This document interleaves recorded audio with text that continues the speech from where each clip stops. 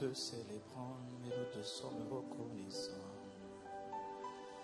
Seigneur, je me suis levé ce matin, je dis toujours, le sang coulait encore dans mes veines. Seigneur, je me suis levé ce matin et voici que je pouvais voir, je pouvais entendre, je pouvais me mouvoir, je pouvais marcher, je pouvais m'asseoir. Seigneur, je me suis levé ce matin, je pouvais encore parler, je pouvais chanter. Seigneur, ce matin, je me suis levé, Seigneur, et je voudrais te dire ma gratitude et ma reconnaissance. Excellent Père de gloire et Père d'amour, tu es le bienvenu, Seigneur, tu es exalté au milieu de ton peuple que nous sommes. Nous voulons te dire que nous sommes fiers de t'appartenir. Nous voulons te dire que nous sommes privilégiés de t'appartenir. Nous ne sommes pas les enfants d'un chef d'État, Seigneur, parce que les chefs d'État vont et viennent, Seigneur. Nous sommes les enfants du propriétaire des cieux et de la terre. Nous sommes membres de la famille royale. La famille royale qui ne passera jamais, Seigneur, parce que la Bible dit que sa domination, son gouvernement ne passera jamais. Nous voulons te dire merci pour l'immense privilège, l'immense honneur que tu nous fais de devenir enfants de Dieu, Seigneur. Et nous le sommes et nous sommes profondément reconnaissants. Reçois tout honneur, reçois toute gloire. Excellent Père de gloire, excellent Père d'amour. Mon âme est remplie d'allégresse ce matin. Mon âme a soif du Dieu vivant, comme une biche soupire auprès des eaux. Mon âme a soif de toi, mon Seigneur et mon Sauveur. Mon époux et ma forteresse, mon libérateur, mon nourrisseur, mon émancipateur, mon développeur, celui qui me déploie de tous côtés, celui qui m'élargit, celui qui me distingue, celui qui m'élève, celui qui m'enseigne. Tu es le Saint-Esprit, la personne la plus importante sur la terre. Tu es mon rocher, tu es ma fondation, tu es mon fondement, tu es mon abri, tu es ma poursuite et tu es ma passion et mon obsession. Tu es ma détermination, ma victoire, mon triomphe et ma gloire. Tu es mon rocher, tu es mon audace, tu es mon courage, tu es ma ténacité, ma persévérance. Tu es mon épanouissement, tu es mon abondance, ma perfection. Tu es tout ce dont j'ai besoin, excellent Père de gloire et d'amour. Voilà pourquoi, Seigneur, dans l'assemblée des fidèles, mon âme est attachée à toi, Seigneur. Voilà pourquoi je n'ai pas honte de me tenir debout ou assis dans l'assemblée des saints pour te célébrer, pour te murmurer, Seigneur, les chants de gratitude, les paroles d'action de grâce, des pensées de gratitude. Voilà pourquoi je n'ai pas honte, Seigneur, de dire mon attachement et ma passion, ma dévotion, mon obsession, mon ambition, ma détermination. Mon âme te célèbre et te chérit, Seigneur. Ah, voilà pourquoi tu es mon rocher, mon époux et ma forteresse. Comme une biche soupire, ah, je m'humilie et je soupire humblement après toi, Seigneur, notre Père et notre Dieu. Ma plénitude, ma totalité, tu es tout ce dont j'ai besoin, admirable Père de gloire. Tu es le Père de gloire, tu es le Père des merveilles, tu es le Père de l'abondance, tu es mon Père, ma vitalité, mon nourrisseur, tu es mon développeur, tu es mon nourrisseur, ma passion, tu es mon héros, Seigneur. Ce ne sont pas les héros de ce monde, non, non, non, non. Tu as payé le prix de ma liberté, Seigneur. Je te dis toute ma gratitude. Je suis libre par la grâce et la puissance de Christ qui habite en moi. Alors mon âme est remplie d'allégresse. Alors je te célèbre, ô Père. Seigneur, mon rocher, ma passion, mon obsession. Reçois toute l'expression, Père, de ma gratitude, ma gratitude. Oh, ma gratitude, ma gratitude. Et je vois, merci. J'entends, merci. Je suis debout, merci. Je peux m'asseoir, merci. Je te suis reconnaissant. Seigneur, merci. Seigneur notre Père. Nous sommes reconnaissants. Seigneur notre Père et notre Dieu, tu nous as rassemblés ce matin, cette grande famille ICC à Paris Sud-Est, à Paris Nord-Ouest, en Guadeloupe, en Martinique. Seigneur, tu nous as rassemblés à Lyon, tu nous as rassemblés à Pointe-Noire et à Brazzaville, et maintenant aussi à Cotonou au Bénin. Tu nous rassembles avec notre grande famille sur Internet que nous aimons. Nous voulons te dire notre gratitude ce matin. Nous ne sommes pas seuls, nous sommes une famille, nous sommes un corps, nous sommes nombreux. Et il faudra compter avec nous, nous sommes conscients de cela, parce que c'est toi qui fais ces choses en nous. Seigneur, j'accepte de m'humilier, de m'effacer, je t'implore, je te supplie. Seigneur, tu sais très bien que sans toi, nous ne pouvons rien faire.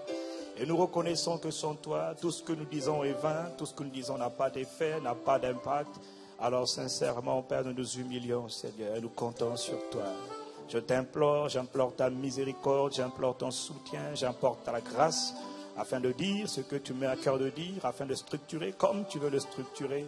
Non pas pour que nous soyons vus, nous soyons considérés ou écoutés, non, sûrement pas, Seigneur, mais afin que toi, tu sois écouté, toi, tu sois entendu, toi, tu sois annoncé, toi, tu sois glorifié, afin que ton peuple, Seigneur, accomplisse les desseins pour lesquels tu l'as appelé. Alors oui, Père, non pas à nous, mais à ton nom seul, tu donnes gloire. Maintenant, Seigneur notre Père, et à jamais, au siècle des siècles, le nom du Seigneur est digne d'être célébré, d'être glorifié. Comme je le dis toujours, from the rising of the sun to its going down, du soleil levant jusqu'à son couchant, que le nom du Seigneur dans ce lieu soit acclamé. Allons avec moi, acclamons et accueillons la présence de Dieu, la présence, la merveilleuse présence du Saint-Esprit. Reçois toute honneur et toute gloire.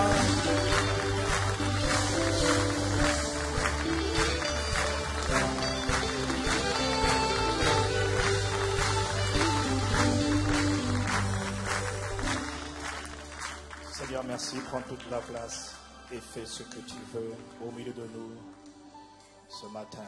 D'avance, te donnons de l'honneur, d'avance, donnons la gloire à toi et à toi seul.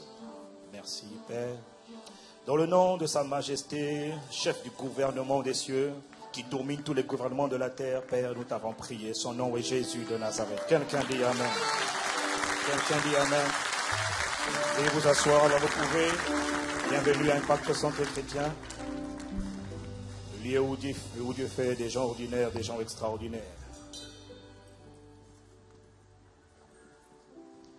Nous avons commencé, je vais tout de suite rentrer dans le vif du sujet ce matin. Donc bienvenue. Est-ce que vous avez pris le temps de sourire à la personne, le ministre, la prince, je dis la prince. Mon Dieu, la princesse. Mon Dieu, alléluia. Comment allez-vous ce matin? Comment allez-vous ce matin? Vous allez comprendre pourquoi tout à l'heure je pose la question. Bon, le pasteur Ivan est rentré. Pour ceux qui ont du mal à bien voir, à bien distinguer, je vous disais ce matin que j'avais fait des efforts pour me raser la tête, pour que ce soit bien clair que ce n'est pas lui, mais que c'est moi. Et malgré cela, je constate qu'il y en a qui souffrent encore pour distinguer le pasteur Ivan du pasteur Yves. Mon Dieu, vraiment, c'est difficile des fois. La semaine dernière, j'ai passé mon temps à dire, le pasteur Ivan, le pasteur Ivan. Et à la fin, il y a quand même des gens qui sont venus dire, pasteur Ivan, merci, merci. J'ai dit, ah Seigneur, que vais-je devenir?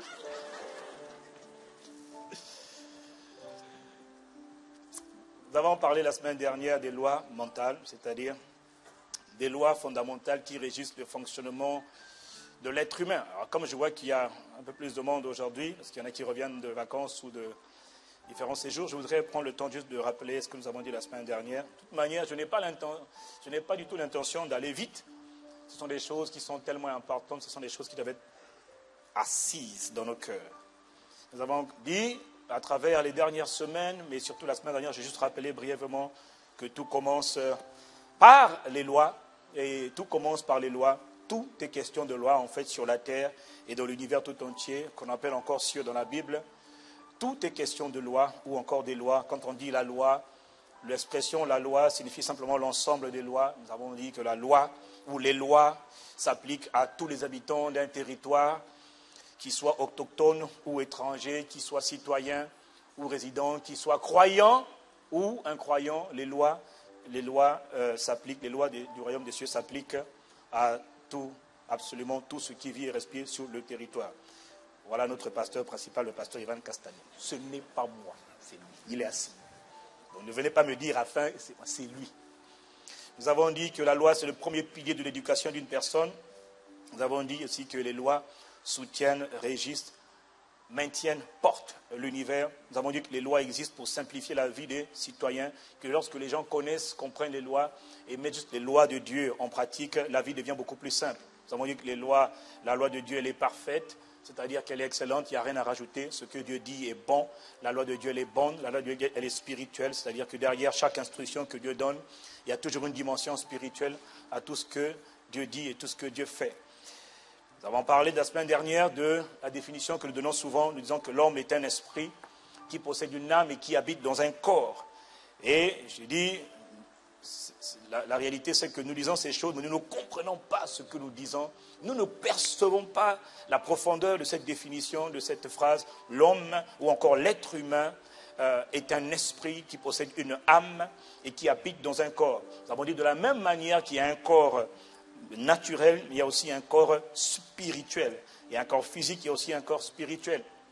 Et nous avons dit que la véritable tragédie des hommes, donc des êtres humains aujourd'hui, et même depuis les générations, c'est que les hommes, les êtres humains, sont plus conscients de leur corps de terre, de leur corps naturel, de leur corps charnel, que de leur corps spirituel. Or, l'être humain, toi qui es assis, toi qui entends le son de ma voix, toi qui es derrière, là, sur ton ordinateur ou devant ta télévision, tu es avant tout, tu n'es pas un être fait de terre, tu es d'abord avant tout un être spirituel, tu es un esprit.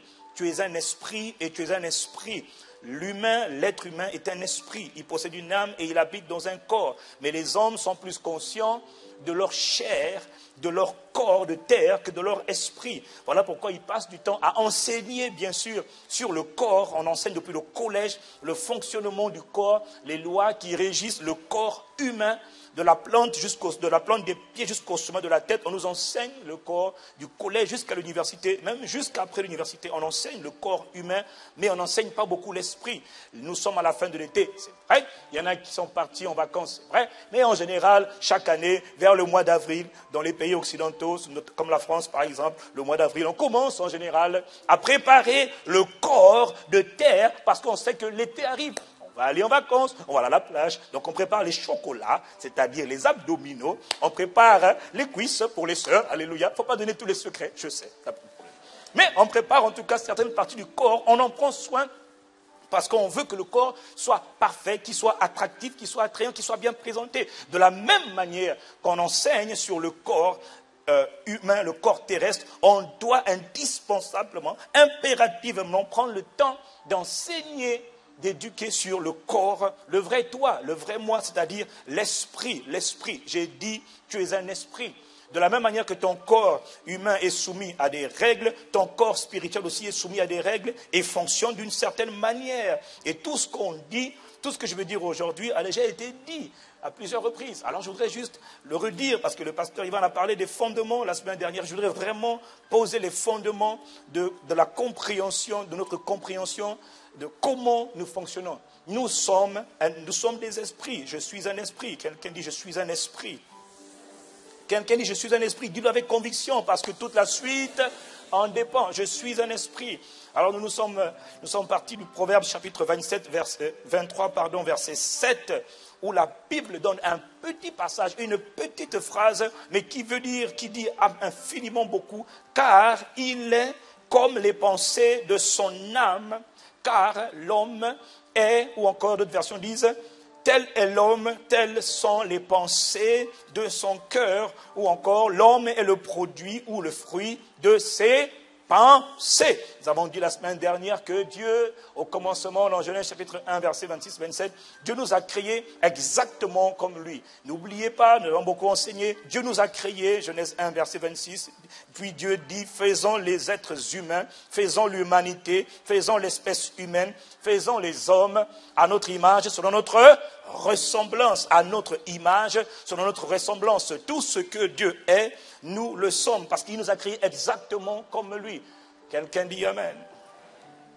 Or, Dieu qui est esprit est le créateur. Genèse chapitre 1, verset 1 dit, au commencement, Dieu créa. Au commencement, Dieu créa. Au commencement, Elohim, Dieu, le créateur, créa les cieux et la terre. Bien-aimé, Dieu est un créateur. Ça, c'est incontestable. Tout le monde sait que la création est régulée. Dieu est un créateur. C'est le roi de l'univers, c'est le roi des cieux et donc de toute la terre. Dieu est un créateur. Or, Dieu, ayant créé les êtres humains, donc toi et moi, exactement comme lui, tu es aussi un créateur parce que tu es un esprit. Quelqu'un dit Amen.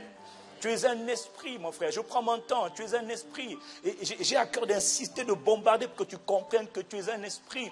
Toutes les fois que Dieu parle, lorsque Dieu parle, il donne des instructions. Les premiers commandements que Dieu donne aux êtres humains, soyez féconds ou encore soyez productifs.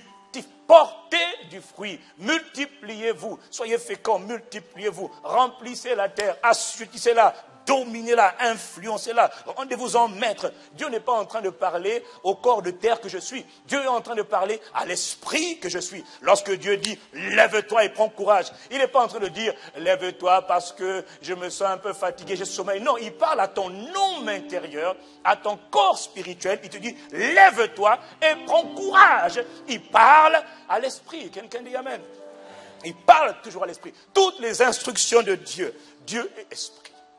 Parle à l'esprit qu'il a créé, à son image, selon sa ressemblance. Ce n'est pas le corps de terre, là, ce que vous voyez, ce que je tiens, qui est créé à l'image et à la ressemblance de Dieu. Non, c'est l'esprit que tu es. Alors, puisque Dieu est créateur, parce que l'homme, et puisque Dieu est créateur, alors l'homme qui est aussi esprit est créateur. Mais créateur de quoi? De quoi l'homme est-il créateur? Nous avons dit que l'homme est créateur, tout comme Dieu, des pensées qui se trouvent dans son esprit. La Bible dit qu'au commencement, Jean chapitre 1, verset 1, était la parole. Au commencement de toute chose était la parole était avec Dieu et la parole était Dieu. Tout ce qui a été fait par la parole et rien de ce qui n'a été fait sans la parole. Beaucoup pensent qu'on parle ici de la parole parlée. Non, mon frère, le logos, ce n'est pas nécessairement la parole parlée, c'est d'abord la pensée. La pensée, pourquoi? Parce que la pensée est une parole silencieuse. La pensée est une parole silencieuse. Au commencement, tout commence par la pensée. Et quand on pense, ensuite on parle. Que la lumière soit, la lumière fut. Mais avant de dire la lumière soit, pense d'abord. Tout commence par les pensées. L'homme est créateur des pensées qui se trouvent dans son esprit. J'ai dit la semaine dernière que tout ce qui se forme dans ton esprit, pour comprendre le fonctionnement de ces lois mentales ou encore les lois qui régissent le fonctionnement de toi ou de moi, donc de l'esprit humain. J'ai dit qu'il fallait imaginer ton esprit comme étant un aimant. Ton esprit, imagine. Je n'ai pas dit que l'esprit est un aimant, je répète, non. J'ai dit l'esprit est comme un aimant. Un aimant possède une force d'attraction. On met un aimant, il a une force d'attraction et il attire à lui les choses. Je vous ai dit la semaine dernière, pour bien comprendre ce dont je parle, il faut imaginer ton esprit comme étant un aimant qui attire à toi. Mais l'aimant, donc l'esprit qui est comme un aimant attire quoi? L'esprit attire les pensées qui se forment régulièrement à l'intérieur de lui. Est-ce que quelqu'un me suit? Tout ce qui se forme dans ton esprit est ce que tu crées, est ce que tu attires vers toi, que tu en sois conscient ou que tu n'en sois pas conscient. Nous avons dit, comme toutes les lois d'ailleurs, les lois qui régissent le fonctionnement de l'esprit se moquent que tu perçoives une chose comme étant bonne ou comme étant mauvaise. C'est à tes pensées qu'il réagit. L'esprit ne distingue pas ce que je veux ou ce que je ne veux pas. L'esprit ne distingue pas ce que je souhaite ou je ne souhaite pas. L'esprit distingue et attire à moi ce que je pense régulièrement. Est-ce que quelqu'un me suit? Dès lors que les pensées se forment, les lois mentales deviennent opérationnelles. C'est-à-dire que le fonctionnement de l'esprit devient opérationnel. Elles se mettent en mouvement et rien ne peut les interrompre. Il est donc important de comprendre que oui, Dieu est souverain, nous l'avons dit la semaine dernière, mais tout ce qui t'arrive dans la vie, mon frère, ma soeur, n'est pas toujours de la responsabilité immédiate ou directe de Dieu. Tout ce qui t'arrive dans la vie, toutes les expériences, les conditions, les relations, les événements que tu vis, que tu as dans ta vie, ne sont pas directement toujours de la responsabilité immédiate de Dieu. Quelqu'un dise Amen. Il y a beaucoup de situations que tu attires, que tu crées par la puissance créatrice de tes pensées ou encore les pensées dominantes. Le pasteur, il va enseigner dessus quand il parlait de la série, quand on a enseigné sur la série Comment changer votre vie en changeant vos pensées. Et j'ai même regardé ses notes, il en parlait encore quand il parlait des lois du royaume. Donc ce ne sont pas des choses nouvelles que je dis ce matin. C'est un bon rappel pour la plupart d'entre nous. Il y a beaucoup de situations, nous l'avons dit la semaine dernière, nous avons démontré que tu attires, que tu crées, juste par le pouvoir des pensées que tu as, juste par les pensées dominantes, les choses que tu ressasses, les choses auxquelles tu crois, que tu crois fermement. Je te dis, il y a beaucoup de choses que tu attires, que tu crées. Ou encore, il y a beaucoup de choses que tu crées par la puissance de ta foi. Jésus a dit, il te sera fait selon ta foi. Quelqu'un dit Amen. Il te sera fait selon ta foi. Lorsque dans Matthieu chapitre 8, verset 13, nous lisons Matthieu chapitre 8, verset 13, Jésus rencontre le centenier romain. Puis Jésus dit au centenier, va, qu'il te soit fait selon ta foi, pas selon ta volonté, ô Seigneur. À chaque fois qu'on dit ça, il y a toujours quelqu'un qui te dit, qu'il te soit fait selon ta volonté. Non, ce n'est pas selon sa volonté à lui. Sa volonté, elle est parfaite. Il a déjà manifesté. Dieu a créé les lois pour tout le monde. Les lois s'appliquent à tous les citoyens d'un pays, d'un territoire. Il fait briller le soleil sur les bons et sur les méchants, sur les croyants, sur les incroyants. Il fait pleuvoir la pluie sur tout le monde.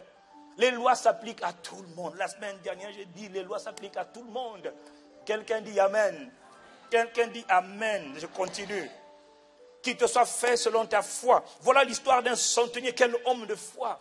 Voilà l'histoire d'un homme qui a besoin d'une solution à un problème grave qu'il est en train de vivre avec son serviteur qu'il aime tant.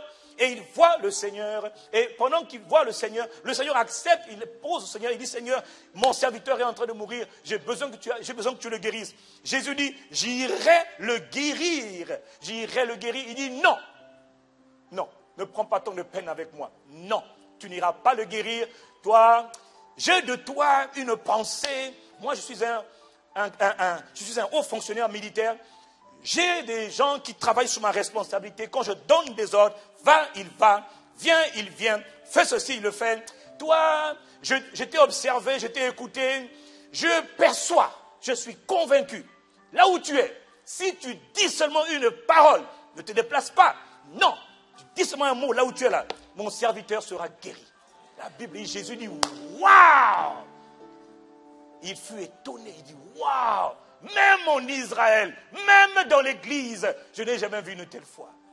Ah, quelqu'un dit Amen. Comme quoi, il y a des gens qui ont plus de foi en Dieu au dehors qu'au dedans. Il dit, waouh! Jésus lui dit, qu'il te soit fait. Pas selon ma volonté, non, selon ce que toi tu penses. Tu es tellement convaincu que je peux faire ça, qu'il te soit fait. Selon ce que tu dis. Est-ce que quelqu'un me suit? La particularité de ce centenier romain, le gars avait un système de pensée où il était convaincu que Dieu était capable. Il ne doutait pas sur le fait que le Christ qui était là était capable de résoudre son problème à distance. Il ne cherchait pas à dire « touche-moi là, touche-moi là, touche-moi là ». Oui, il y a des moments où on doit toucher bien. Mais je vous dis, là encore, qu'il te sera fait selon ta foi. Moi, il m'est arrivé de prier pour dire au Seigneur, surtout dans les temps où je me rappelle, j'étais tellement oppressé, je me sentais tellement oppressé, comprimé. Et c'était dur des fois dans ma vie. Et il y a des moments où je disais au Seigneur, Seigneur, écoute-moi bien, oh Père, détends-toi. C'est moi qui dis au Seigneur, détends-toi, Seigneur. Seigneur, détends-toi, je vais bien. Alors que j'allais très mal, je dis, je vais bien, tout va bien pour moi, parce que tu es en moi, parce que tu es là, tout va bien.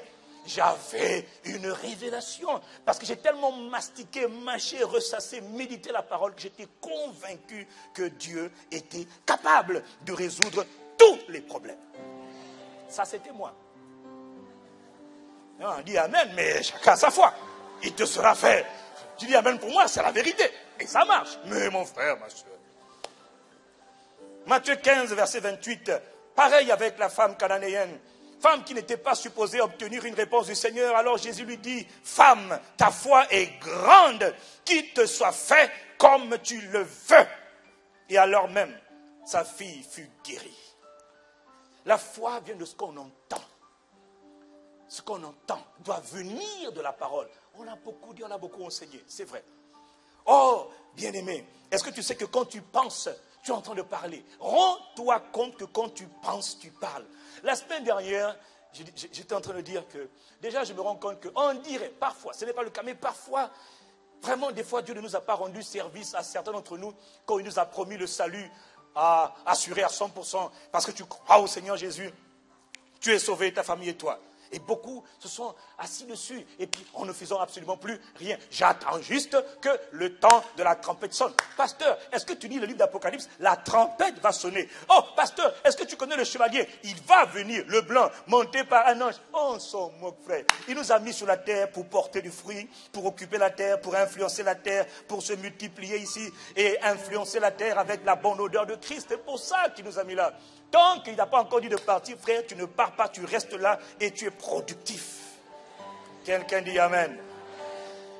À force de penser, on parle. Parce que quand je pense, je suis en train de parler. Voilà pourquoi la semaine dernière, j'ai dit, pourquoi beaucoup de prières ne marchent pas? Parce que tu pries peut-être 1, 2, 3 fois, 4 fois dans la journée ou 5 fois dans la journée, qu'importe. Tu pries pendant peut-être 30 minutes, 1 heure, 2 heures, 3 heures, qu'importe. Mais tu ne pries pas toute la journée. Or, tu penses toute la journée. Tu penses toute la journée. Donc, tu parles toute la journée. Tu parles toute la journée parce que tu penses toute la journée. Mais tu essaies de faire un effort conscient de prier sur un sujet bien défini où tu veux que Dieu intervienne. Et encore, il y en a pour qui c'est 10 minutes, 5 minutes. Seigneur, vraiment, donne-moi ce que je te demande au nom de Jésus. Amen. J'ai peur de cette maladie-là. Oh non, ça ne m'arrivera pas au nom de Jésus. Je ne serai pas malade. Le problème, c'est que quand tu as fini de prier, tu continues de penser. Donc, c'est comme si tu es en train de parler un autre langage que celui que tu as fait pendant ta prière. Est-ce que quelqu'un me suit?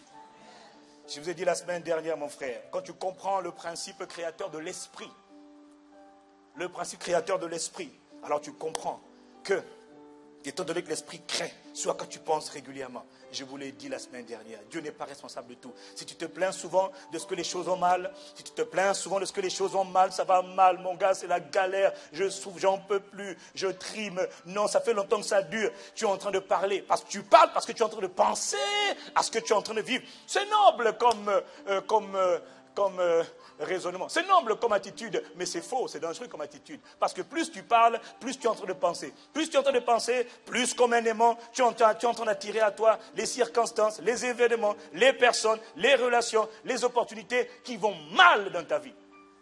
Autrement dit, tu es en train d'aggraver, tu es en train d'intensifier, tu es en train de construire ton petit château, brique après brique, pointe après pointe, muraille après muraille. Tu es en train de construire ce qu'on appelle une forteresse qui ne t'arrange pas du tout parce que la situation va faire que empirer. Si tu penses que quelqu'un va faire le mal, tu te lèves le matin, lundi, oh là là, il va me faire du mal, lui, il veut me faire du mal. Mardi, oh, il veut me faire du mal. Mercredi, il veut me faire du mal. Seigneur, au secours, il veut me faire du mal. Oh, le dimanche, il veut me faire du mal, il veut me faire du mal. Jeudi, le mal. Vendredi, le mal. Tu sais quoi, mon frère? L'esprit te dit, ah, vous autres, chef. Je n'ai pas d'état d'âme. Tout ce que je reçois actuellement, je reçois beaucoup de briques. On me demande de mettre des briques. Alors je suis en train de mettre des briques. 1, 2, 3. Lundi, mardi, jeudi, vendredi, samedi, dimanche, lundi, mardi, vendredi. Eh bien, tu te rends compte, à un moment donné, tu as bâti un château. Un château où l'esprit dit, ça, c'est faire du mal. Alors, sans faire exprès, naturellement, tu marchais dans la rue, et puis en chantant les cantiques du Seigneur pour une fois de temps en temps après tout, et puis quelqu'un te prend, mais qu'est-ce que j'ai fait? Je ne sais pas ce qui m'a pris.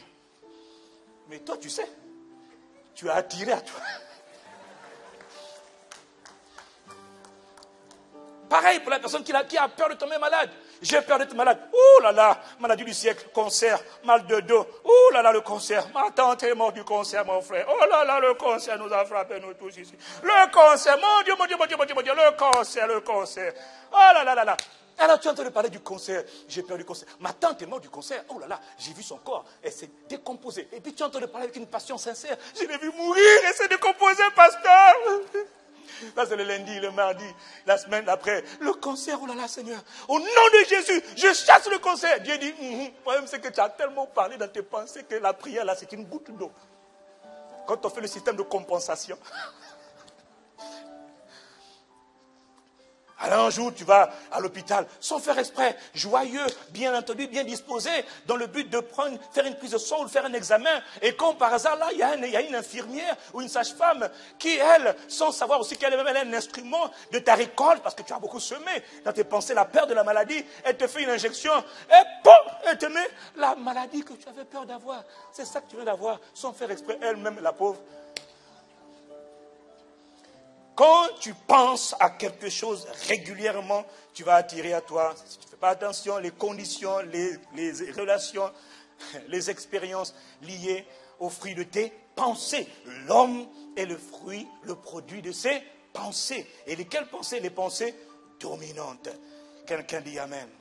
Je vous ai dit, toutes les formes de pensée. Si tu penses que, à force de penser constamment que ton conjoint va te tromper, il va me tromper. La dernière fois, il avait trompé déjà la dernière fois avec Jeannette. Là maintenant, je ne sais pas ça va être avec qui. Seigneur, aide-moi. Il ne faut pas qu'il me trompe une deuxième fois. Faut pas. L'esprit ne fait pas de distinction entre ce que tu aimes et ce que tu n'aimes pas. L'esprit attire à toi ce que tu penses régulièrement.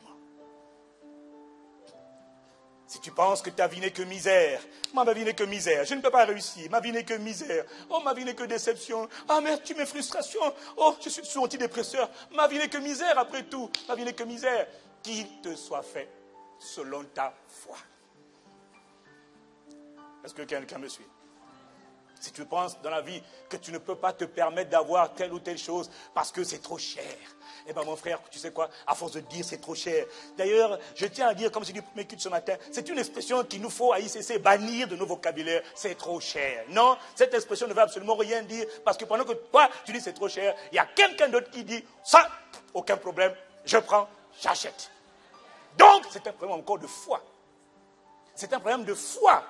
Lui, sa foi dit qu'il peut. Tu diras, oui, mais parce qu'il a les moyens. Oui, mais hier, il n'avait pas forcément les moyens. Est-ce que quelqu'un me suit? Il faut plutôt dire que ce prix est très élevé. Je reconnais que ce prix-là est très élevé, absolument. Mais il n'est pas dit c'est trop cher.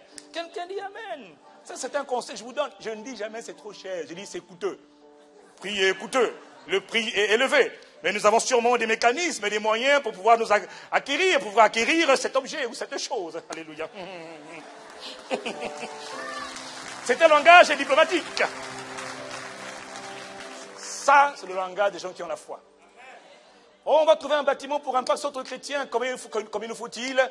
3 millions d'euros, plus les travaux, ça va peut-être faire 5 millions d'euros après tout. Ah, pasteur, c'est cher, on n'a pas les moyens. Non, ça, nous, on n'est pas dans ce langage-là. Non. Tout est possible à celui qui croit. Il te sera fait selon ta foi. Quelqu'un dit Amen.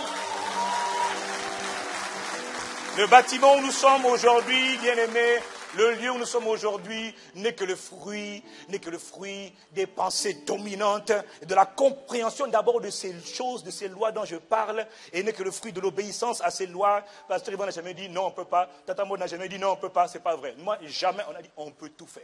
On peut tout avoir. Ici-bas sur la terre, on peut tout avoir. Ne t'attends pas toujours à ce que le Saint-Esprit te dise, mon fils, lève-toi.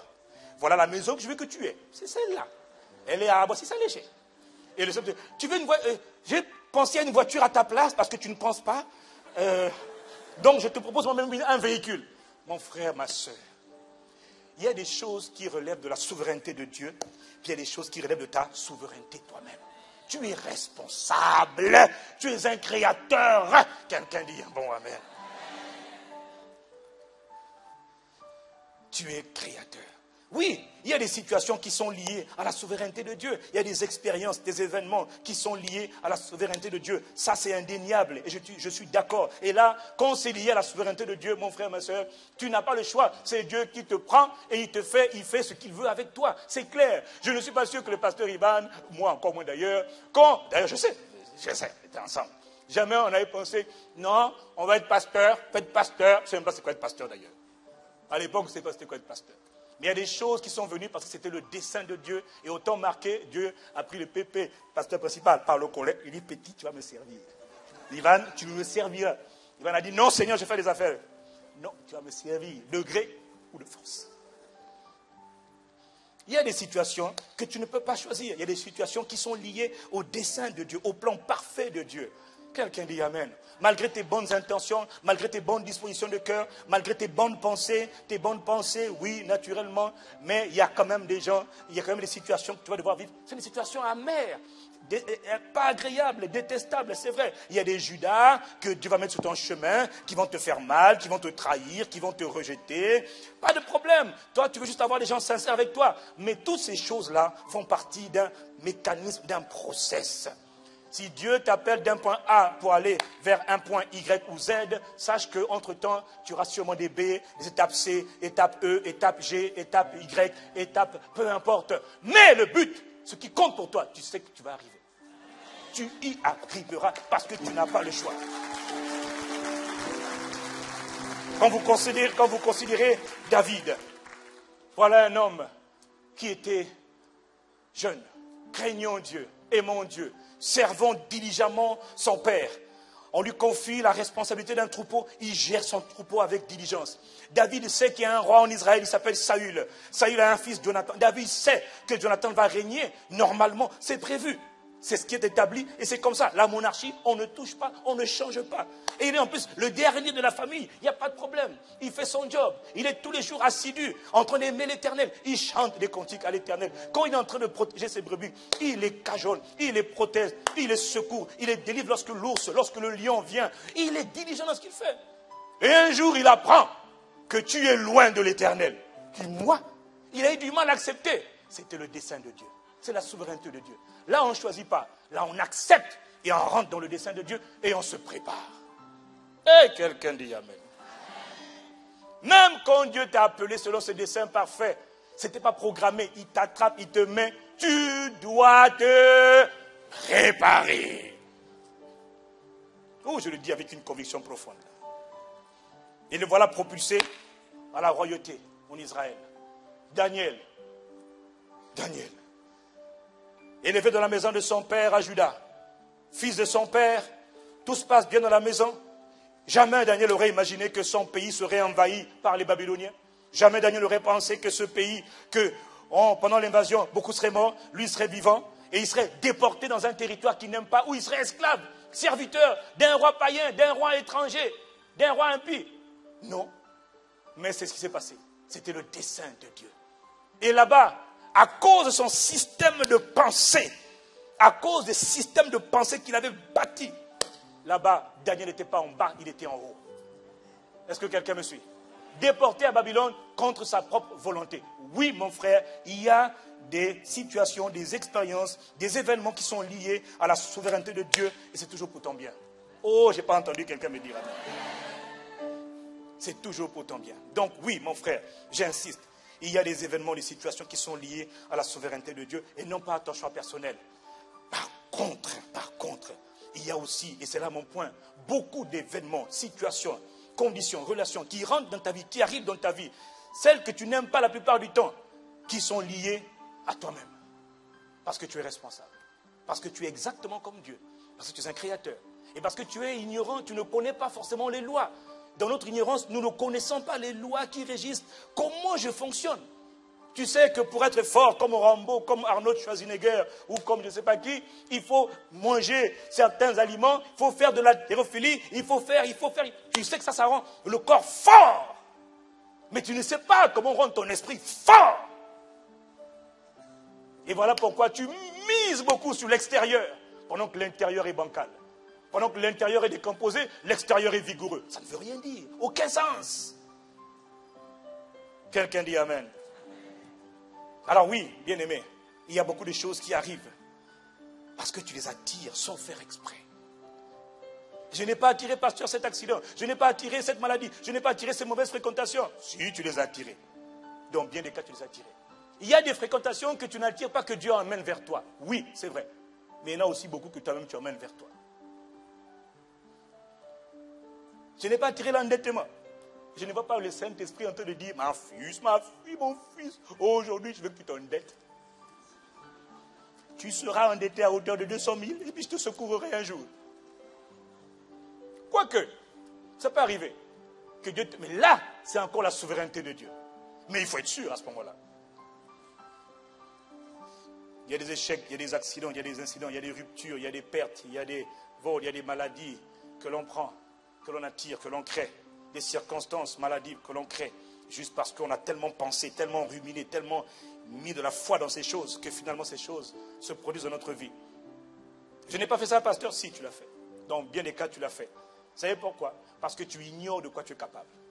Nous ignorons le pouvoir qui nous a été donné par Dieu. Nous, esprit. Pas corps, esprit. Quelqu'un dit, je suis un esprit. Alors, si nous avons le pouvoir de changer notre vie, pourquoi est-ce que ça ne change pas? Si nous avons le pouvoir de changer, mais le message, le titre de la série, c'était « Changer vos vies en changeant vos pensées ». C'était clair. C'était clair. Depuis le temps que le pasteur Ivan a enseigné sur la série « Comment changer vos vies en changeant vos pensées », qu'est devenue ta vie? Qu'est devenue ta vie? Regarde mon frère, arrêtons-nous un peu, fais le point. Comment changer vos vies en changeant vos pensées? Qu'est devenue ta vie? Pourquoi ma vie n'a pas changé à ce niveau-là, à ce point-là? La réponse, c'est parce que tu as le choix. Dieu a donné à tous les êtres humains un pouvoir que personne ne peut vous enlever. Le libre arbitre. Le pouvoir de choisir. Le pouvoir de choisir. C'est vous qui choisissez ce à quoi vous pensez. C'est vous qui choisissez ce à quoi vous pensez. Que vous en soyez conscient ou non. Chaque jour, tu fais ce choix. Chaque jour, tu fais le choix de penser. À chaque instant, à chaque moment, à chaque lieu, c'est toi qui choisis de penser parce que personne ne peut penser à ta place. Quelqu'un peut te soulever ta main, oui, mais quelqu'un ne peut pas penser à ta place. Quelqu'un peut te parler, oui, mais quelqu'un ne peut pas choisir à ta place, penser à ta place. Alors, quel est le problème? D'où vient le problème? Le problème vient du fait que la plupart des êtres humains vivent dans ce que j'appelle le mode automatique. Nous pensons automatiquement. Est-ce que quelqu'un me suit? Est-ce que quelqu'un me suit? La plupart des humains vivent en mode automatique. Ça veut dire quoi? Ça veut dire que nous agissons tous selon des schémas de pensée préétablis, selon des forteresses préétablies ou des constructions préétablies. Le centenier romain, lorsque le Seigneur lui dit « Je viens dans ta maison », vous voyez, il n'était pas là pour dire « Je vais d'abord prier pour savoir, est-ce que je dois dire oui, est-ce que je dois dire non, est-ce qu'il doit... » Non, tout de suite, mécaniquement, automatiquement, il dit « Non, tu ne rentres pas chez moi, je ne suis pas digne que tu rentres dans ma maison. Tu es capable de le faire. » Ouh, quelqu'un dit. Il dit « Tu es capable de le faire. » Il y a des situations, il y a des événements, il y a des expériences qui t'arrivent et tu vois comment tu réagis. Ça, c'est ce qu'on appelle en mode automatique. Moi, par exemple, en toute humilité, j'avoue, je le dis toujours, j'avoue, la peur, je ne connais pas. Je n'arrive pas à avoir peur. Peur d'échouer, impossible. Je n'ai pas peur d'échouer. Parce que même si je tombe aujourd'hui, je me relèverai. Dites pas amen pour moi, amen pour vous-même. Pourquoi je le dis? Je n'étais pas comme ça avant. Je vous l'ai toujours dit, je répète les mêmes choses. Excusez-moi, mais je préfère répéter les mêmes choses parce qu'elles me sont salutaires. Je n'étais pas né comme ça. Je suis devenu comme ça. Lorsque j'ai compris les lois de la méditation. Méditer la parole de Dieu. J'ai médité la parole. Oh, mes amis, j'ai médité. J'ai pris la parole, je l'ai mangée. Je l'ai mangée dans 8 secondes, dans parole vivante, dans le semeur, dans le grec, dans le français, dans l'anglais, dans l'hébreu. J'ai mangé la parole. Je voulais comprendre la parole. Je voulais penser, vivre comme Dieu. Je voulais penser Dieu. Alors j'ai médité sur la grandeur de Dieu. J'ai tellement médité la grandeur de Dieu. Il y a des choses qu'on a du mal à dire. Je suis convaincu que ce Dieu-là, il est redoutable. Donc, du coup, je ne peux pas avoir peur d'échouer. Pas avoir peur d'un quelconque individu, d'une quelconque entité spirituelle. Je les appelle, moi, des mouches. Et dans le travail que je fais aujourd'hui, il y a toujours des mauvaises nouvelles. Comme ici, toujours mauvaises nouvelles. Mauvaises nouvelles. Cancer, attention. Oh, pasteur Yves, attention. Il y a quelqu'un qui va te trahir. Oh, pasteur Yves, attention. Attention, je vois que vraiment tu es en difficulté. On va te faire du mal. On va te faire du mal. Vous savez, si vous n'êtes pas conscient ou discipliné dans vos pensées. Moi, mon mode automatique, c'est ça ne me fait rien, ça ne m'atteindra pas, ça ne me dit rien, je m'en moque, circuler, il n'y a rien à voir, il n'y a rien à dire. Je suis redoutable dans mes pensées, je ne crains absolument rien. L'Éternel est ma lumière et mon salut, de qui aurais-je peur? L'Éternel est le soutien de ma vie, de qui aurais-je crainte? Si on me dit, oh, ils sont 1 milliard, on voit 1 milliard en blouse noire et blanche, en blouse noire et chemise blanche, ils sont en train de parler de toi. Je dis, je me réjouis à la vue de mes ennemis. Miam, miam. Vous connaissez pas Shaolin? J'ai pris le temps de nourrir mon esprit. De nourrir mon esprit. Des pensées de la grandeur de Dieu, de la puissance de Dieu, de la splendeur, de la passion, de la gloire de Dieu. Et donc aujourd'hui, permettez-moi, excusez-moi, en toute humilité, il y en a qui vont dire, il est orgueilleux. Je ne suis pas orgueilleux, frère. Je suis programmé en mode automatique. Je ne crains rien. Le pasteur Evan disait la dernière fois, tu vas dire quoi? Tu vas toucher à qui? Ma fille, ma femme, mais quoi? Tu as qui? Est-ce l'esprit de mort dans ta maison? Il est où? Il est où? Où tu as vu l'esprit de mort? Des fois, je conteste les prophéties. Il dit qui? Chez moi, tu vas voir l'esprit de mort. Bon, dis-moi un peu. Dis-moi un peu.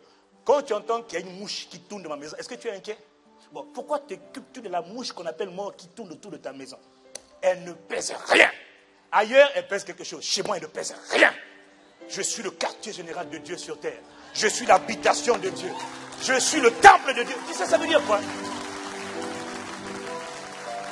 Est-ce que tu sais, ça veut dire quoi être le quartier général de Dieu sur terre? L'habitation de Dieu là. J'ai médité la parole, bien-aimé. J'ai vu comment l'arche de l'Éternel rentrait dans le camp des Philistins. La sainte arche de Dieu rentre dans le camp des Philistins et elle apporte la terreur.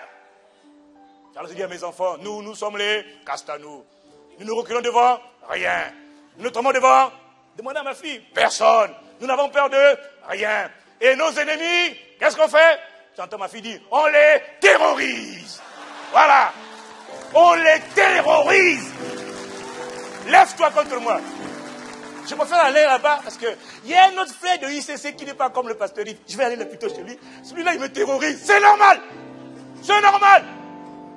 Oui, je suis saturé. Aucune autre pensée ne peut rentrer. L'homme est le produit de ses pensées. Quelqu'un dit Amen. Donc vous avez le choix.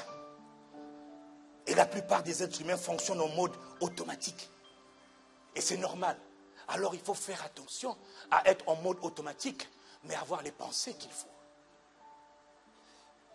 Alors, la semaine dernière, je me suis arrêté sur comment savoir ce à quoi je pense alors. Puisque je comprends que je pense tout le temps.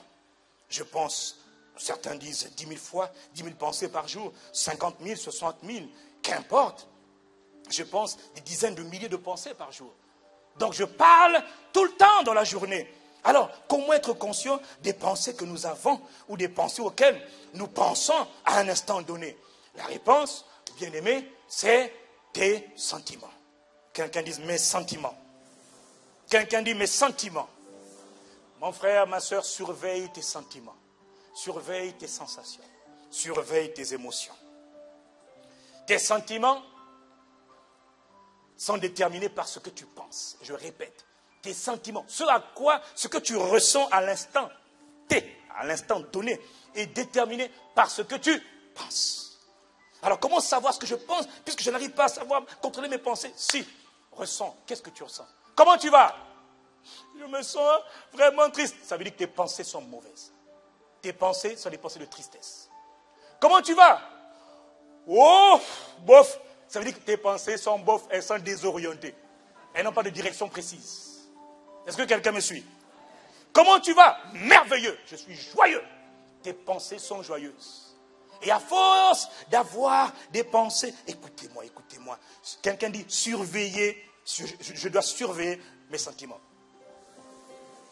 Il y a deux types de sentiments. Il y a des sentiments positifs et puis il y a des sentiments négatifs.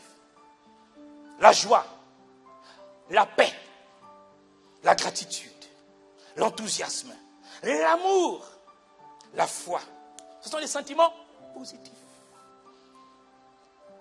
Ils vous font vous sentir bien, relax, heureux, épanoui, joyeux, conquérant, déterminé, vainqueur.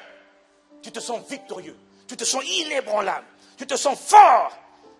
Pourquoi? Quand tu te sens comme ça veut dire que tes pensées sont dans la même direction.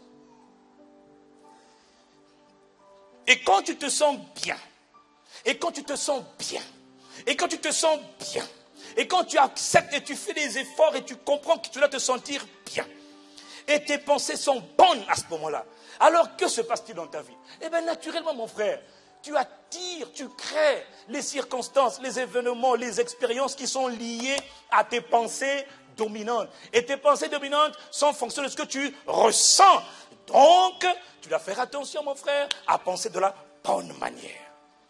Et quand tu te sens bien, mon bien-aimé, tu attires à toi les circonstances bonnes, les choses bonnes, les gens bons, les expériences bonnes.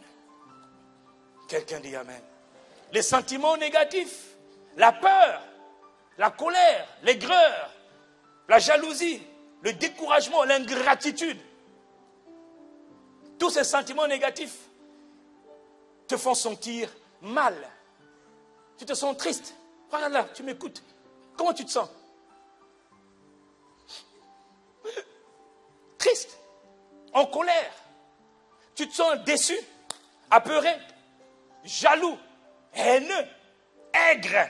Tu te sens, oh mon gars, je suis dégoûté là, je suis dégoûté. Eh bien oui, dis-le encore, lundi, mardi, mercredi, jeudi. Je suis dégoûté de la vie, je suis dégoûté. Ta vie va finir par ressembler à un dégoût. Alors que tu aimes le Seigneur, tu crains le Seigneur, mais tu as oublié que mon peuple périt par son manque de connaissance des lois que Dieu a établies. Dieu est un juste juge, les lois sont pour tout le monde. Quelqu'un dit Amen. Quelqu'un dit Amen. Et plus tu te sens mal, plus tes pensées sont mauvaises, plus que tu risques d'attirer à toi les circonstances, les événements, les gens mauvais, les relations mauvaises, les expériences mauvaises de la vie. Alors que faut-il faire alors? Comment penser? Et là, je vous le rappelle encore. Philippiens chapitre 2, verset 5. Comment faire alors? Comment dois-je penser? Je commence. Ayez en vous, Philippiens 2, verset 5, ayez en vous les sentiments qui étaient en Jésus-Christ. La version parole vivante dit, prenez modèle sur Jésus-Christ. N'essayez pas de réinventer la roue, s'il vous plaît, mes enfants bien-aimés. N'essayez pas de refaire le monde. L'apôtre Paul dit, prenez modèle sur Jésus-Christ. Ayez en vous les pensées et les sentiments qui l'animaient. Les pensées et les sentiments qui l'animaient. 1 Corinthiens chapitre 2, verset 16. Qui donc connaît la pensée du Seigneur et qui pourrait l'instruire? Mais nous, Paul dit, nous, pas eux, nous avons la pensée du Christ. Alors, pour être encore plus précis, écoutons les recommandations de l'apôtre Paul. Philippiens 2, verset 18. Écoutez les instructions de Paul. Écoutez.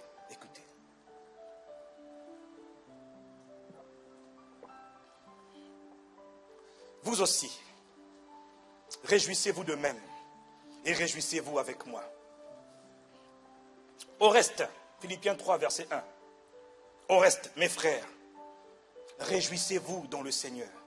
Je ne me lasse point de vous écrire les mêmes choses. Et pour vous, cela est salutaire. Qu'est-ce qui est salutaire, Paul, à écouter, à me réjouir, à être joyeux? Ce que Paul est en train de dire ici, en fait, c'est soyez toujours joyeux. Soyez toujours joyeux. Premièrement, Philippiens 2, il dit, réjouissez-vous de même, réjouissez-vous avec moi. Philippiens 3, verset 1, il dit, au reste, mes frères, réjouissez-vous dans le Seigneur. Je ne me lasse point, je ne me lasse jamais, dit Paul, de vous écrire les mêmes choses. Et pour vous, cela est salutaire. Pas seulement pour moi, mais pour vous, c'est salutaire. Mais qu'est-ce qui est salutaire? Paul c'est salutaire que tu te réjouisses.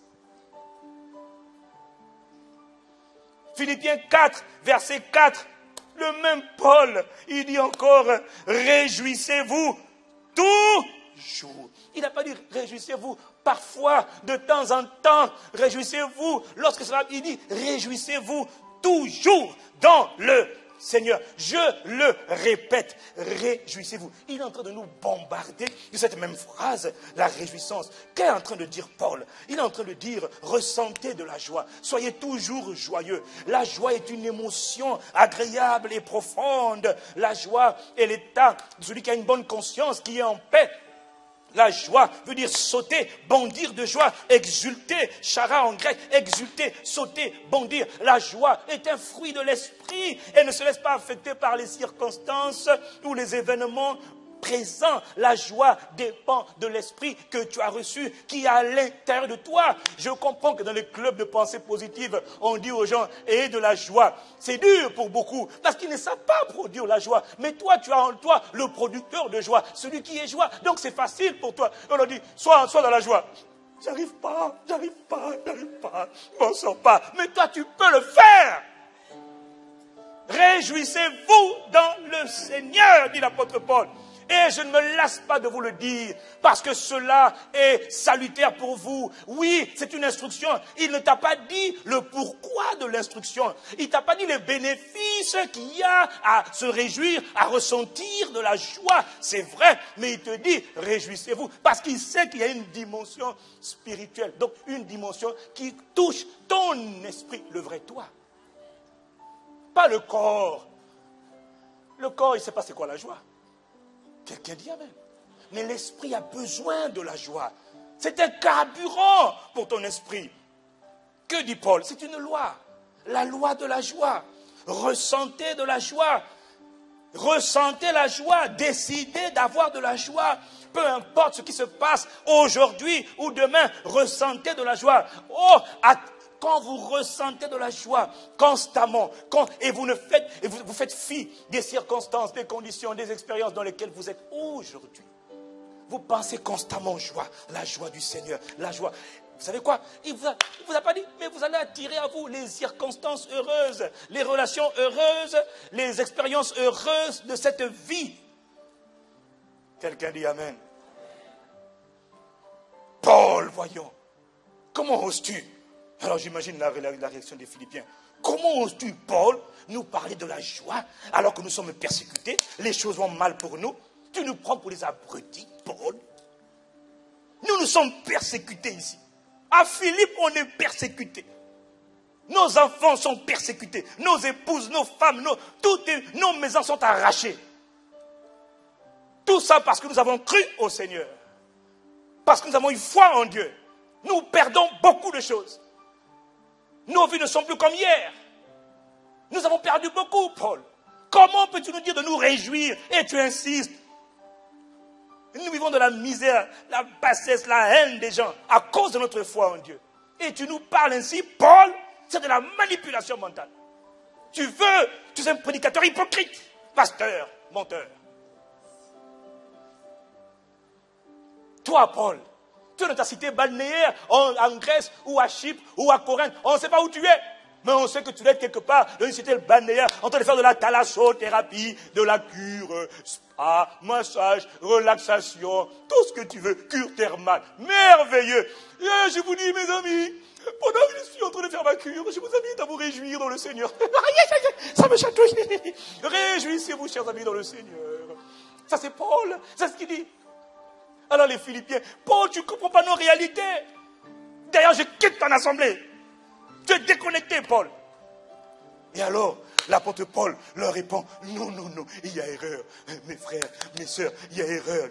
Je suis plus qualifié que vous parce que je ne suis pas en Grèce ou à Chypre en train de faire une cure ou en train de faire une thalassothérapie. Mes amis, je suis en prison. Tu es où, Paul? Je suis en prison. Mais pourquoi? Qu'as-tu fait? J'annonce simplement l'évangile. Parce que j'annonçais l'évangile, j'ai été enfermé. D'ailleurs, il y a 2 heures, je viens de prendre ma petite portion de coups de fouet. Et je suis lié comme un prisonnier. Moi, Paul. Ah bon? Oh là là. Ah oui. Oui, il dit, je suis qualifié. Et Paul dit, mais vous voyez, le fait que je sois en prison, le fait que je sois enfermé ici, là, ma situation a plutôt été un facteur d'encouragement pour les autres, parce que les gens savent que je suis enchaîné dans les liens. C'est ce qu'il explique dans Philippiens 1 et 2. Maintenant, je suis enchaîné dans mes liens. Mais là, cette nouvelle de mon emprisonnement a donné du courage à d'autres qui ont dit, si Paul se lève, moi aussi je me lèverai. Un autre, moi aussi je me lèverai. Moi aussi je me lèverai. Pour Christ, nous nous lèverons. À l'époque, il était seul à se battre à cause de son emprisonnement. Et vous voyez, d'autres se sont levés. On dit non, on va tous se lever pour aller annoncer l'évangile. Paul dit, je suis dans la joie parce que le nombre de chrétiens affermis augmente. Pas parce que j'ai des chaînes. Ça, c'est ma condition d'aujourd'hui. Mais je ne regarde pas du tout à cela. Je regarde aux fruits que c'est en train de produire dans l'église de Dieu. Je suis heureux. Alors je vous le dis, mes amis, réjouissez-vous. Est-ce que quelqu'un me suit? Et lorsqu'il écrit aux Corinthiens, dans 2 Corinthiens chapitre 7, verset 4, l'apôtre Paul dit, j'ai une grande confiance en vous. J'ai tout sujet de me glorifier de vous. Je suis rempli de consolation. Je suis comblé de joie au milieu de toutes nos tribulations. Je suis comblé de joie au milieu de toutes nos tribulations. Et vous-même, 1 Thessaloniciens, chapitre 1, verset 6, il dit, et vous-même, vous avez été mes imitateurs et ceux du Seigneur en recevant la parole au milieu de beaucoup de tribulations, avec la joie du Saint-Esprit, je suis comblé de joie. Et un peu plus loin, l'auteur du livre des Hébreux, l'auteur du livre de Jacques, nous parle encore de la joie, alors que les choses ne vont pas bien à cette époque-là pour les croyants, alors qu'à cette époque-là, être croyant n'est pas forcément quelque chose de quoi il y a de quoi se réjouir. Non, pas du tout, il n'y a pas de quoi se réjouir. Hébreux chapitre 10, verset 34, il dit, en effet, vous avez eu de la compassion pour les prisonniers. Vous avez accepté avec joie l'enlèvement de vos biens. Pas avec tristesse. Avec joie. L'enlèvement de vos biens. Oui, ça n'a rien d'agréable, mais il y a une décision qui a été prise derrière. Et enfin, Jacques chapitre 1, verset 2, il dit, mes frères, regardez comme un sujet de joie complète les diverses épreuves auxquelles vous pouvez être exposé. Est-ce que quelqu'un me suit? Alors de quoi nous parlons?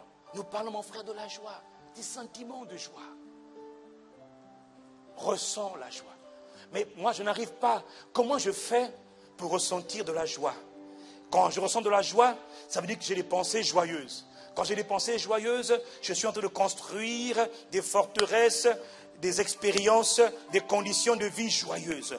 Quand je décide d'avoir de la joie. Mais comment je fais alors pour avoir de la joie? Parce que c'est là la clé. Mon frère, ma soeur, c'est simple. Les pensées, on ne peut pas arrêter de penser. Mais il faut savoir détourner les pensées vers ce que tu aimes. Comment tu te sens? Mal, triste, déçu, apeuré? Fais la chose suivante. Est-ce qu'il y a des choses que tu aimes? Est-ce qu'il y a des choses qui te rendent... qui te remplissent d'amour? Est-ce qu'il y a des choses qui te détendent? Est-ce qu'il y a des choses qui te détendent, qui te rendent calme? Tu te sens mal? Écoute la musique. Quelle musique? Tantôt, tu voudrais écouter la musique. Pam, pam, Jésus, pam, pam, pam. Mais tantôt, tu n'auras pas envie d'écouter ça. Tantôt, tu sais que ton esprit a besoin d'un autre cantique. Ton esprit a besoin d'être connecté, d'être attaché, d'être réattaché. Alors tu commences à dire, oh Seigneur, mauvaise nouvelle, ou mon Dieu, mauvaise nouvelle. Mais soit tu te laisses affecter par les mauvaises nouvelles, soit tu dis non. Je cherche quelque chose qui me donne de la joie. Si c'est la photo d'un enfant, je regarde la photo de mes enfants. Si c'est le sourire de mes enfants, alors je ris avec mes enfants. Si c'est un coup de fil avec quelqu'un, juste pour rigoler, je vais rigoler. Si c'est un film à regarder qui me fait rire, je vais changer de pensée en allant voir un film. Je vais me détourner de ces mauvaises pensées. Est-ce que quelqu'un me suit? Qu'est-ce que tu aimes? Et c'est le Saint-Esprit qui est à la base de tout ce qui fait ta joie. Moi, je vous dis, quand tu vois que ça va tellement mal, et que tu comprends l'importance de bien penser, donc d'avoir de bons sentiments, notamment cette première recommandation qu'est la joie, alors tu te décides. Tu mets des mélodies. L'esprit, vous savez, l'âme aime louer, l'esprit aime adorer. Et pour adorer, vous voyez, il faut parfois créer les conditions. Tu mets une mélodie, une petite mélodie. Jésus. Et juste la mélodie. Vous savez, l'instant d'avant, ça allait mal. L'instant d'après, juste au son de la mélodie, et tu écoutes les paroles. Et tu arrêtes de penser mauvaises choses. Ou plutôt tu dis non, je veux penser à Dieu.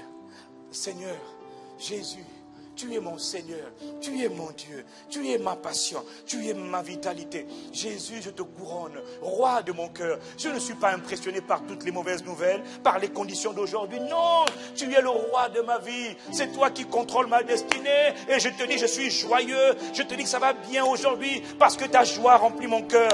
Tu es la passion de mon cœur. Tu es l'obsession de ma vie. Tu es mon ambition. Tu es mon courage. Tu es mon audace. Tu es ma paix et tu es ma joie. Et tu commences à dire, sous le fond d'une petite mélodie, doucement, doucement, alors que la mélodie est en train de passer, tu viens de te reprogrammer. Tu viens de basculer tes pensées sur la gloire de Dieu, sur la bonté de Dieu, sur la fidélité de Dieu. Et tu sais quoi? Tu te sens requinqué. Ça te requinque. Viens prendre la place, Seigneur. Viens, Jésus, prends la place du roi. Au-dedans de moi. Pas, non, pas à côté de moi, mais gouverne-moi, possède-moi, contrôle-moi. Mes sentiments sont tes sentiments. Tes pensées sont mes pensées. Et là, pendant que tu es en train de faire ça, tu te sens divinement, surnaturellement soutenu, relevé, porté. Si on te dit, qu'est-ce qui t'a relevé? Tu vas dire, je ne sais pas. Tout ce que je sais, c'est que je me sens mieux.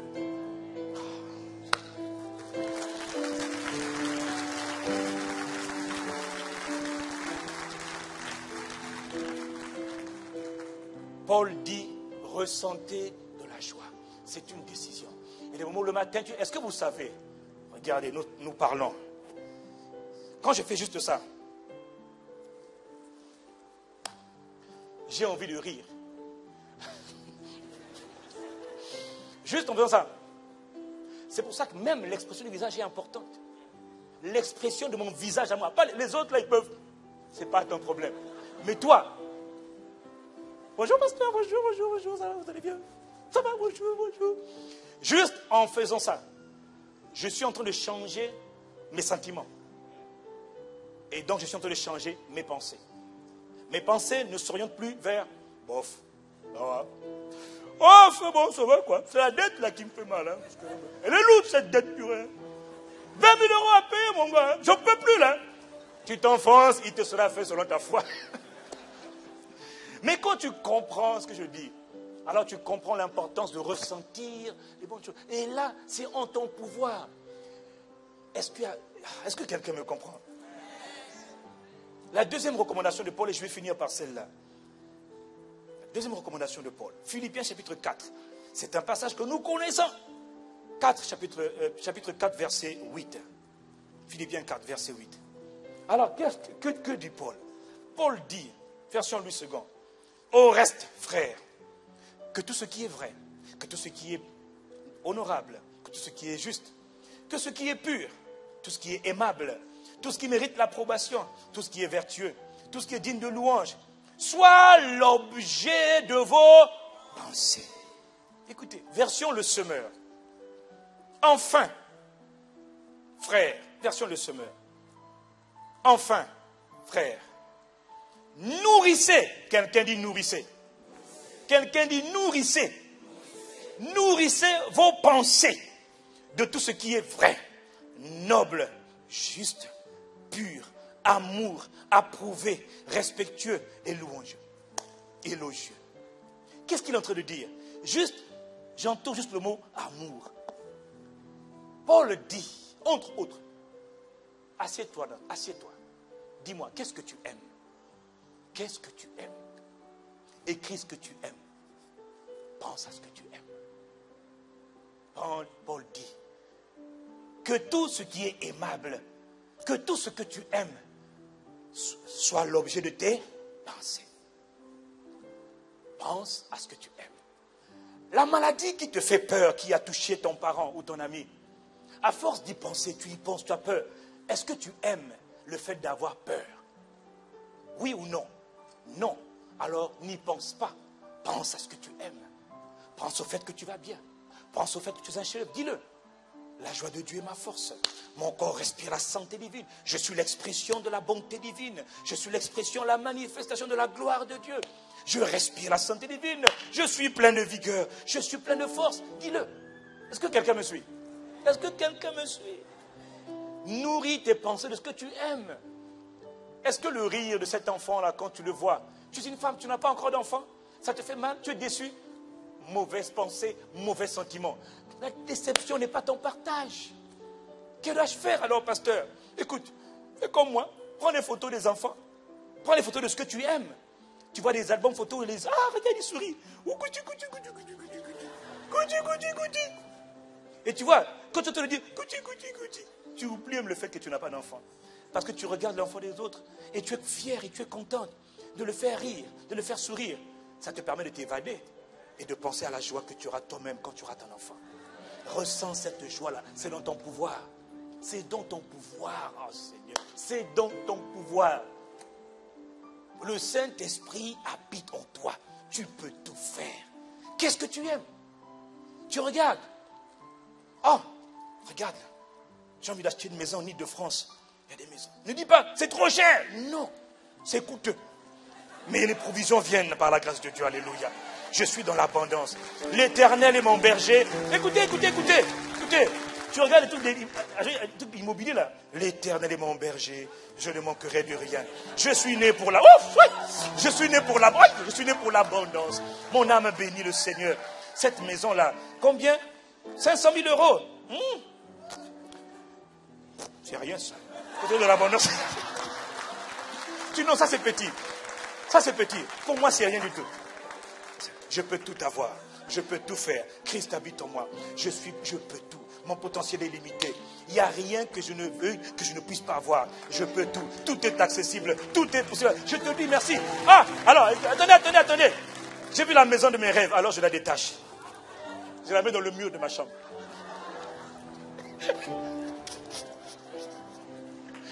Alors je l'attache. Je te dis merci, Père.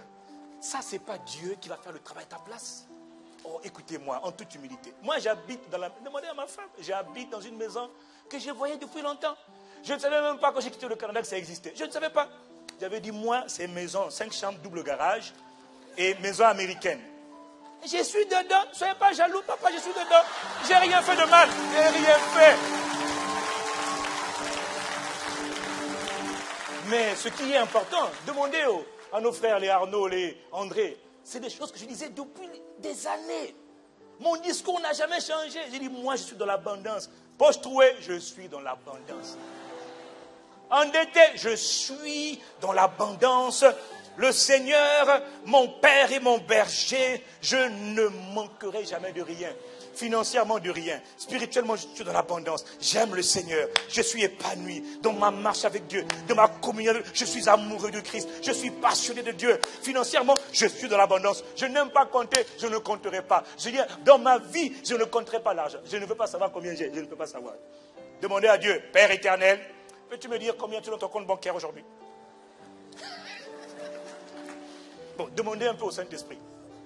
Seigneur, dis-moi l'étendue de tes provisions. Il va te dire tout est gloire, abondance, perfection. Bon, pourquoi toi tu dois me dire, non, j'ai 2000. 2152, précisément. Ça, c'est pour payer mon loyer, mes factures. Écoutez, c'est une mentalité. Ce que je vous dis, ça fait longtemps que moi j'ai compris. J'ai toujours dit, moi, excusez-moi, en toute humilité, je ne suis pas né pour compter. Ça, c'est ma foi. Comme le centenier. Jésus aurait pu aller dans la maison pour dire, je te guéris. Le centenier a dit, non, tu ne rentres pas chez moi. Je ne suis pas digne, guéris-le à distance. Est-ce que quelqu'un me suit? Qu'est-ce que tu aimes? Il se trouve que moi j'aimais ça. J'ai dit non, moi je veux l'abondance. Excusez-moi, je veux l'abondance. Abondance de la grâce, abondance de santé, abondance avec mon épouse alias Miss Merveille, abondance conjugale, abondance d'amour. Je veux l'abondance dans tous les domaines. Je veux l'abondance parce que j'avais compris depuis longtemps. Oui, c'est moi, ça c'est personnel. J'avais compris que Dieu est venu et qu'il s'est manifesté en chair et il a donné sa vie pour nous donner tout le meilleur de ce qu'il avait. Tout le meilleur de Dieu nous a été donné. Comme disait le pasteur Ivan, il faut aller le saisir. Mais pour ça, il faut le croire. Mais pour le croire, il faut avoir le bon système de pensée. Il faut penser que c'est possible. Je ne dis pas de faire de la manipulation mentale. Oui, je pense, c'est possible. Je te dis seulement une chose. Mets tes pensées sur les paroles de Dieu. Pense, médite la parole de Dieu. Sonde la parole de Dieu. Et assieds-toi, ne crie pas trop. Écoute les enseignements, écoute-les, ressasse-les, mâche-les, écoute encore. Quand tu as écouté, écoute encore. Dis non, c'est pas ça quand même. Tu ne vas pas me dire que l'Éternel est ma lumière et mon salut. De qui aurais-je crainte, de qui aurais-je peur? David dit, si une armée se lève contre moi, mon cœur n'a aucune crainte. Je m'arrête, je dis non. Qu'est-ce que David avait compris? Il dit quoi? Une armée. Il est seul. Et il dit, si une armée se lève contre moi, j'ai aucune crainte. Non, David, qu'est-ce que... Alors je dis, Seigneur, explique-moi. Et à force de poser des questions, je dis, explique-moi. Pourquoi David a osé dire une chose pareille? Qu'avait-il compris de toi, oh Dieu, que moi je n'ai pas compris? Et à force de poser la question, à force de méditer, j'ai dit, David a compris. Alors j'ai dit, alors Yves, si une armée se lève contre toi, c'est les moustiques. Les moustiques, les mouches, c'est tout. Quelqu'un dit Amen. Quelqu'un dit Amen. Pourquoi je pense à ce que je veux? Je ne pense pas aux nouvelles qu'on me donne. Je ne pense pas à ce qu'on dit ou à ce qu'on ne dit pas. Non, je pense à ce que je veux. Du coup, ce que vous allez dire ou pas dire, excusez-moi, ça me fait ni chaud, ni froid. Il fut un temps, je conclus, j'étais affecté par tout ce qu'on disait. Je vous ai déjà dit ça, je le redis encore. J'étais affecté par ce qu'on disait. On mettait des histoires bizarres sur ma tête. Yves Castanou a fait ça. Il dit, mais moi, je n'ai rien fait. Castanou a volé. Castanou a fait. J'ai dit, moi, mais j'ai rien fait, Seigneur. Mais toi, tu connais mon cœur. Il dit, calme-toi. Si on a fait ça au bois vert, quand on sera-t-il du bois sec? 6 mois, on m'a accusé. Pourquoi pas toi? Et j'avais mal, tout ce qu'on disait, j'avais mal. Ça me blessait d'entendre des choses graves, des choses injurieuses. J'ai dit, mais moi, Seigneur, tu connais mon cœur. Moi, je veux juste le bien des gens. Moi, je ne veux rien de mal. Mon frère, ma soeur, quelles que soient tes bonnes intentions, je veux le bien, ils vont te faire du mal.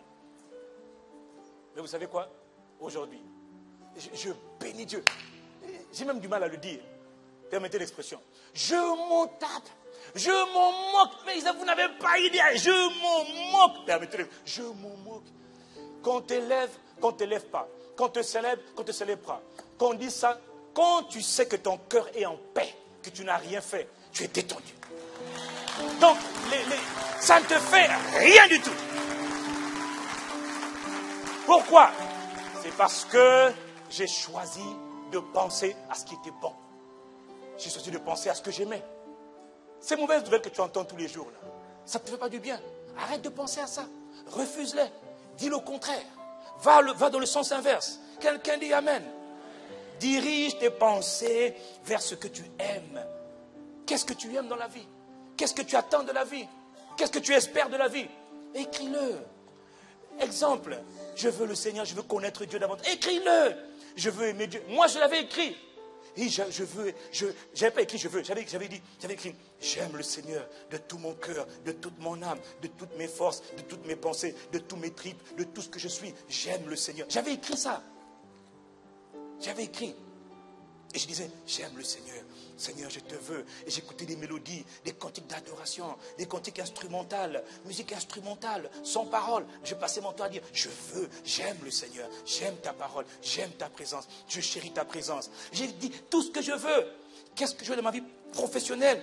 J'écris, je veux le meilleur, je veux la plénitude, je veux l'excellence, je veux l'abondance. Est-ce que c'est conforme à ce que Paul dit? Ce qui est pur, ce qui est excellent, ce qui est juste, ce qui est amour, ce qui mérite le respect, la louange. C'est ça? Oui, c'est ça. Non, c'est ce que je veux. J'ai écrit. Et je passais mon temps au début. Là, maintenant, je suis en mode automatique. Je ne fais plus semblant, c'est automatique. Brum, brum, brum. À l'époque, j'ai dû faire un effort, ce que j'appelle un régime mental, pour apprendre à penser, à discipliner mes pensées. Parce qu'il y a des choses, tous les êtres humains ont naturellement tendance à dire ce qu'ils vivent et en plus à parler de ce qu'ils n'aiment pas. Alors je dis non, moi je parle de ce que je veux. Je te dis merci Seigneur, de ce que tu es mon berger. Je ne manquerai de rien. Oh Seigneur, tu es un chef-d'œuvre. Je suis un chef-d'œuvre. Je te loue de ce que je suis une créature si merveilleuse. Oh merveilleux Père, je suis merveilleux. Ma vie est merveilleuse. Ma vie est lumière. Je suis la lumière du monde. Je le dis tout le temps. Maintenant c'est automatique. Hier je faisais l'effort pour discipliner mes pensées. Pour apprendre à penser à ce que je voulais. Est-ce que quelqu'un me suit? Quelle est la conclusion que je vais vous donner ce matin? Conclusion, tu choisis tes pensées. Et les pensées auxquelles tu penses régulièrement, tu vas les attirer à toi, tu vas les créer. Mais comment est-ce possible? Comment tu peux le démontrer? Mon frère, ma soeur, je ne peux pas te démontrer comment le grain que je mets en terre, lorsqu'il va sous la terre, je ne peux pas t'expliquer comment se fait-il que ce qui a été planté à terre et en plantaire et ce qui revient sont totalement différents. Je ne peux pas t'expliquer pourquoi quand je plante un grain de maïs, ça me produit tout un arbre, tout un arbuste, toute une plantation. Je ne peux pas l'expliquer et personne ne peut expliquer ce qui se passe sous la terre. Par quel mécanisme les choses se mettent en harmonie? Comment se fait-il que les choses sont créées pour que ce qui a été planté en terre revienne à la vie, multiplié, amélioré? Personne ne peut l'expliquer. C'est la loi de la semence et de la récolte.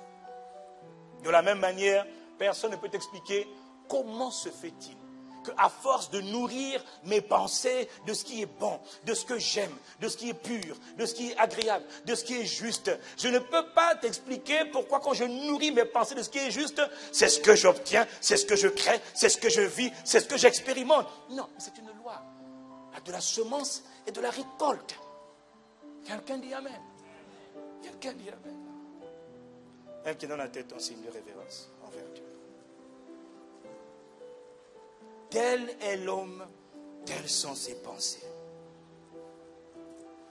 Fais attention, mon frère, ma soeur, à ce à quoi tu penses régulièrement. Parce que ce à quoi tu penses régulièrement, c'est une loi. La semence et la récolte. Toutes les pensées que tu as régulièrement, qu'elles tu penses régulièrement, tu vas finir par les attirer, par les créer. L'homme est le fruit de ses pensées. Seigneur notre Père, Seigneur notre Dieu, excellent Maître et Père, admirable. Seigneur, cher Saint-Esprit, nous voici, Seigneur, rassemblés en ton nom encore aujourd'hui. Merci, merci parce que tu nous rappelles, tu nous enseignes, tu nous éduques, tu nous relèves. Et tu ne te lasses pas, Seigneur, de nous rappeler les mêmes choses, de nous redire les mêmes choses, de nous adresser les mêmes recommandations, les mêmes exhortations, parce que toi, tu dis que nous sommes salutaires et sont salutaires pour nous, Seigneur. Alors nous voici humblement devant toi, Père, nous voulons dire, Seigneur, vraiment nous voulons implorer ta grâce. Alors que nous comprenons qu'il y a beaucoup de prières que nous pouvons faire, mais si nos prières ne sont pas alignées sur nos systèmes de pensée, sur les pensées de Christ, si nos prières, après nos prières, nos pensées, le reste de notre temps ne sont pas alignés sur les pensées de Christ, nous annulons nous-mêmes nos prières, Seigneur. Et voilà pourquoi parfois nos vies n'avancent pas, nos vies ne changent pas, nos vies n'évoluent pas. Tu ne peux pas changer nos circonstances extérieures tant que tu n'as pas changé l'intérieur de nous, Seigneur. Nos pensées, en l'occurrence. Nous ne pouvons pas tout expliquer, nous n'avons pas la prétention de dire que nous pouvons tout comprendre et tout expliquer. Mais, cher Saint-Esprit, toi tu connais toutes choses. Nous sommes ton peuple. Et tu nous appelles à être productifs. Et tu nous appelles à aller dans le monde, à accomplir tes desseins parfaits. Tu as dit que c'est lorsque vous porterez beaucoup de fruits, lorsque vous serez productifs et sur la terre, que mon nom sera glorifié. Lorsque vous allez produire toutes sortes de bonnes choses, toutes sortes d'inventions, de créativité, de dons, de talents, toutes sortes de choses qui sortiront de vous, que mon nom sera glorifié. Alors qu'on vous élèvera, alors qu'on vous distinguera, c'est mon nom qui sera mis en avant. C'est le nom du Seigneur qui sera élevé à travers le peuple que tu t'es acquis, Seigneur. Nous te supplions, Père. Mais je reconnais que tout cela aussi, Seigneur, commence d'abord par les fondamentaux, par les fondements. Aide-nous à mieux nous connaître. Aide mon frère, aide ma soeur à mieux se connaître. Que ce frère, cette soeur qui se maudit tout le temps sans faire exprès, sans savoir. Que cette frère qui blasphème et qui s'injurie tout le temps sans savoir. Et qui attire à elle malheur sur malheur, dégâts sur dégâts, échec sur échec. Alors ce n'est pas la volonté de Dieu. Tu es un Dieu juste, ô Père. Tu as établi des lois pour tout le monde, Seigneur. Tout ce que tu veux, Seigneur, c'est que nous ne périssions pas par ignorance, mais que nous acquérions la connaissance de la vérité, la connaissance, le fonctionnement des lois du royaume des cieux, Père, afin d'aller dans le monde et d'être tout ce que tu nous appelles à être. Alors je prie vraiment pour ce frère qui tourne en rond malgré ses prières, pour cette sœur qui n'avance pas malgré ses bonnes dispositions, malgré ses bonnes foi. Voici ce que tu dis, il faut changer le mode de pensée, il faut changer les pensées. Il faut reprogrammer les pensées. Il faut changer les pensées. Ne pas penser à ce que tu vis, même quand c'est la réalité. Mais commencer à penser à autre chose. À ce que tu veux de la vie. À ce que tu attends de la vie. À ce que tu espères de la vie. À ce que tu attends de Dieu. Dis-le, pense-le, confesse-le, ressens-le, ressens-le. N'attends pas, bénis Dieu déjà, avant même que les choses n'arrivent. Aie de la joie dans ton cœur, que la joie du Seigneur soit ta force, que le Seigneur soit ton allégresse, que tu exultes de joie avant d'avoir vu l'accomplissement des promesses de Dieu. Il faut changer l'intérieur. Seigneur, aide-nous à comprendre comment nous fonctionnons, comment nous sommes constitués. Aide-nous à comprendre ces choses simples, ces choses qui sont fondamentales pour la vie de chacun d'entre nous, Père. Et nous comprenons que tes lois s'appliquent à tous. Nous devons être les premiers à obéir aux lois du royaume des cieux. Parce que c'est Dieu qui a fixé les lois et il ne les violera point. Nous devons être les premiers à honorer Dieu, à connaître les lois de Dieu. Et à ne pas périr par notre manque de connaissance, mais à opérer dans la connaissance de Dieu. Merci Seigneur. Aujourd'hui, tu nous as parlé de la joie. Et de ce que nous devons, Seigneur, ressentir de la joie, quelles que soient les circonstances. La joie attire la joie. La joie attire la joie. La joie attire la joie. La joie attire la joie. Nous te sommes reconnaissants, Père, de ce que tu nous rappelles ces choses, de ce que tu nous reprends, de ce que tu nous corriges pour ta gloire et pour ton honneur.